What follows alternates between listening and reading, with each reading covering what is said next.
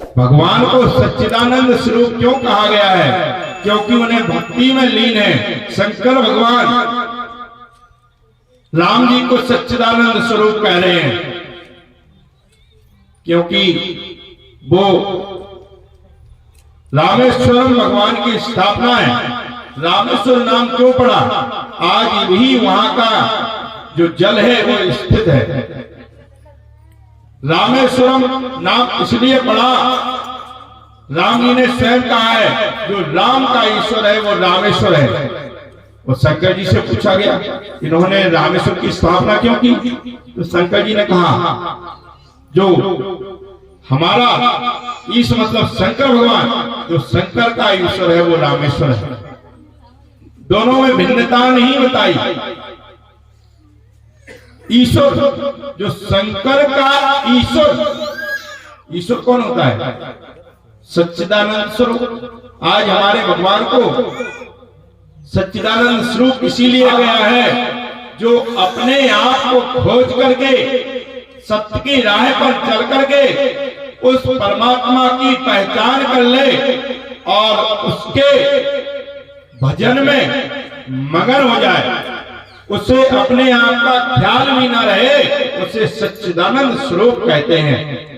ऐसे नहीं कहते हैं, भाषण देने वालों को सच्चिदानंद स्वरूप नहीं कहते हैं। तुम्हारे सत्यपुत्र महाराज जी एक भी श्लोक नहीं कहते हैं और अपने आप को सच्चिदानंद स्वरूप बताते हैं। सच्चिदानंद स्वरूप उसी को माना गया है जो अपने आप को सत्य की राह पर चला करके उस परमात्मा को पहचान ले और आनंद मगन हो जाए। जिसे अपने आप का भी ख्याल नहीं रहे उसे सच्चिदानंद स्वरूप कहा जाता है।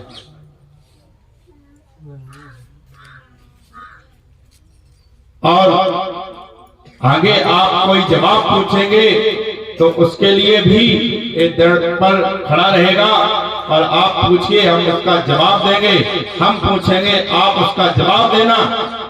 और आपने कहा सम्मेलन के लिए तैयार रहिए, तो हम सम्मेलन के लिए तैयार खड़े हैं। डर उसे होता है जिसे कुछ आता नहीं हो, भय उसे होता है जिसके पास कुछ नहीं हो। हमारे पास तो स्वयं हनुमान जी प्रभु की कृपा है, हमें भय कैसा? और कहते हैं तुम्हारे जैसा दरबार नहीं लगाते हैं, हमारे जैसा दरबार लगाने के लिए हिम्मत चाहिए होती है, दम चाहिए होती है, आत्मविश्वास चाहिए होती है और प्रभु की कृपा चाहिए होती है। वो आपके पास नहीं है। अगर आपके पास प्रभु की कृपा होती तो दूसरों में बुराइयां ढूंढते नहीं फिरते।